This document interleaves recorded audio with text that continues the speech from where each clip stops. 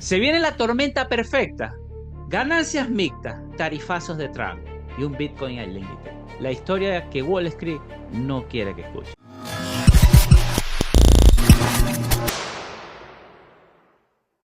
Arranquemos por la foto que todo el mundo vio al abrir Bloomberg esta mañana.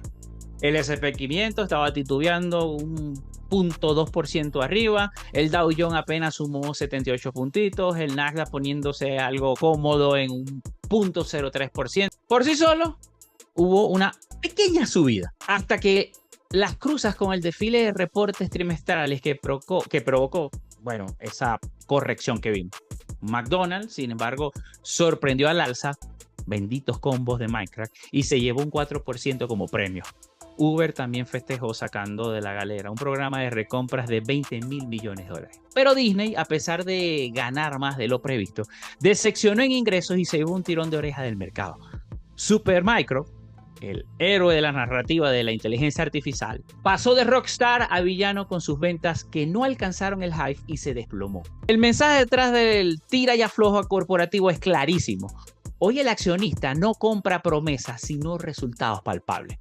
Y si no lo ve, castiga sin piedad. Lo curioso es que con un posible recorte de tasas a la vuelta de la esquina, cada empresa sirve al mismo tiempo para tomarle la temperatura al mercado y para comprobar en carne propia cómo reaccionan los inversionistas ante la data. Sus números dicen cuánta gasolina le queda a la economía real, pero también cuánto espacio tiene la Fed para meterle tijera sin descarrilar el tren. En paralelo, Europa se despertó también de buen humor. El CAC 40 subió 0.3%, el DAX alemán 0.1%, impulsado por la misma esperanza de ese estímulo monetario que hay en el ambiente. Japón imitó la sonrisa con un Nikkei en 0.6% subiendo y Australia puso un 0.8%. Y China apenas levantó medio punto. Todo parece indicar que el globo está modo punto muerto, todo el mundo, todos los mercados. Ni aceleramos ni frenamos, esperamos la luz verde o roja de la política monetaria, que personalmente creo que cambiará cuando la geopolítica se destrabe. Lo cierto es que la Reserva Federal está en la cuerda floja, porque tanto drama, ¿por qué hay tanto drama para la próxima reunión de la Fed? Porque el rally que llevó al mercado a máximo desde abril se cimentó sobre dos pilares: la ilusión de utilidades robustas en corporaciones y la promesa de tasa más baja. Si las ganancias aflojan, un pilar importante, tiene que aparecer la tasa, recorte de tasa. Esta queda solo sosteniendo ese techo y parece que esto es demasiado pesado para el mismo.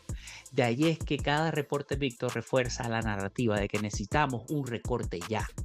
Las tasas del tesoro confirman la novela. El rendimiento de los bonos a 10 años se deslizó de los 4.39% a los 4.22% tras ese flojo informe de empleo que tuvimos la semana pasada. La traducción es sencilla: los bonos descuentan a pasos agigantados que Jerome Powell se verá obligado a ablandar su postura en septiembre. Pero la Fed no decide en solitario. Y justo entonces aparece Donald Trump y sacude el tablero con nuevos aranceles para seguir presionando a la Fed. Pero la presión no pondrá más intensa toda esta situación para el próximo 8 de agosto. Porque ese día, Trump anunciará, pero la presión se pondrá más intensa el próximo viernes 8 de agosto de esta semana. Porque ese día Trump anunciará el que podría ser el sucesor de Powell en mayo del 2026. ¿Y qué tan importante es que Trump anuncie su sucesor tan anticipadamente? Es muy importante, porque dejaría sin relevancia lo que decida Powell en lo que le queda de mandato. ¿Por qué? Sencillo, el mercado se anticipa al futuro, más que al presente. Entonces, si el sucesor de Trump, como se rumora, podría ser el actual secretario del Tesoro, Bessent, u otra persona que cumpla todos los deseos de Trump, el mercado comenzará a descontar la flexibilización de la política monetaria desde ese mismo instante, sin importar que Powell tenga otros planes y decida no bajar tasas en septiembre, porque Trump tomaría el control de la narrativa en ese mismo momento y desde allí sería el hombre más poderoso del mundo, porque controlaría la creación del dinero y cómo gastar el mismo. Tendría las dos cosas. Mientras tanto, el presidente ya anuncia, ya escuchamos el tema de los aranceles, todos estos globales, Pero luego, como ya no tiene acostumbrado, lo suspende hasta el próximo 7 de agosto. O sea, el día de mañana tenemos que ver qué es lo que ocurre. A lo mejor lo vuelve a posponer, no lo sé. Lo cierto es que con amenazas puntuales, la Casa Blanca le lanzó un paquete extra del 50% de aranceles a India si continúa comprando crudo ruso y equipamiento militar a Moscú. La jugada irrita a Nueva Delhi, enciende la mecha en Asia y genera un déjà vu con la guerra comercial del pasado 2018. Al mismo tiempo, Bruselas le tiende la mano a Washington, congelando por 6 meses los propios aranceles que ésta le impuso. Un guiño de estabilidad transatlántica que paradójicamente legitima la estrategia maximalista de Trump. El efecto, aunque momentáneo, creo que será el siguiente. Más barreras implican menos comercio, menos inversión y más fricción en las cadenas de suministro. Y por ende, todo esto genera más presión inflacionaria. Aunque yo creo que es momentaria porque, bueno, ya les voy, porque la fórmula en la que se calcula la inflación se utiliza en los últimos 12 meses. Esos son los que tienen impacto. Y después de esos 12 meses, el efecto desaparece. Recordemos que el indicador de inflación promedia la variación de precio de esos últimos 12 meses. Todo lo que varía el precio de un activo en 12 meses. Cuando llega el mes 13, lo que ocurrió en el primer mes no se toma en cuenta. O sea, podría ser cuando se instauraron los aranceles y comenzó a afectar los precios. La ironía es que la Fed que estará intentando suavizar la inflación manteniendo tasas altas, mientras que la tasa blanca las endurece vía aranceles. El resultado, el mercado no sabe a qué santo rezar. Por eso lateraliza, como ya lo habíamos comentado en la sesión anterior. Pero imagina este escenario. La guerra comercial vía aranceles inició el pasado febrero activamente con Trump ya en el poder. Pero la narrativa la comenzó Trump en el momento en que ya había ganado las elecciones. Por lo que la inflación rebotó en mayo, como lo pudimos ver desde este año, por los ajustes en las cadenas de suministro que generaron esos aranceles que empezó a imponer Trump. ¿Cuándo llegaría el sucesor de Powell? Recordemos esa fecha que ya habíamos mencionado, en mayo. ¿Qué quiere decir esto? Que a partir de junio la inflación generada por los aranceles va a desaparecer. Recuerda que los aranceles empezaron a impactar en mayo de este año. ¿Cuándo va a desaparecer ese efecto de mayo de este año? En junio.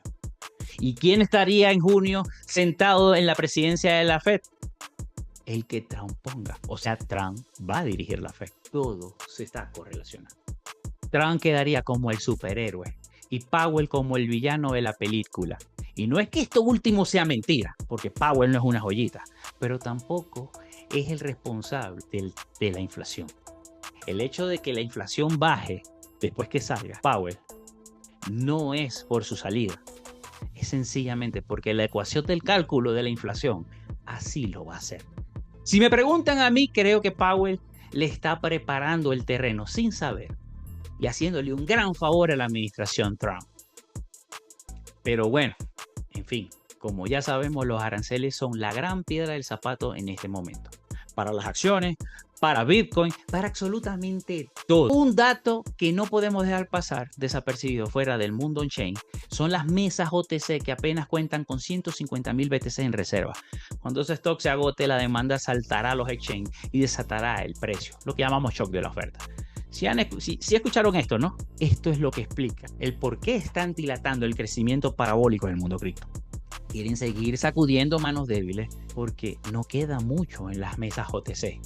Y si van directamente a los exchanges, el crecimiento parabólico se va a dar antes de que todo converja. Recordemos lo que ocurrió en el ciclo pasado con la escasez generada por el post-halving del 2020.